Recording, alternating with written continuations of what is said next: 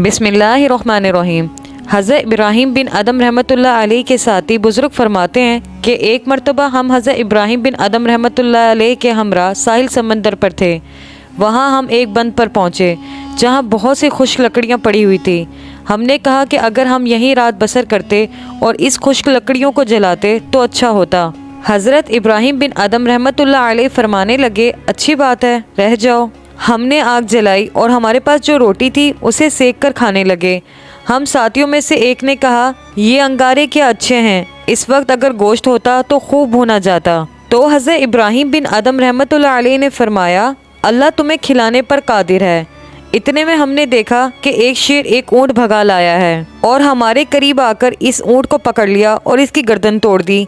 हज़रत इब्राहीम बिन अदम खड़े हुए और फरमाने लगे, इसे ज़िबा कर दो, ये खुदा ने तुम्हें खिलाया है। हमने इसको ज़िबा किया और हमने इसका फिर गोश्त भूनना शुरू कर दिया और शेर खड़ा देख रहा था। जब अल्लाह किसी को किसी के ज़रिए रिस्क पहुँचाता है तो हैरान कुन मुआज़े वसीले बना देता है। सुभान अल्लाह।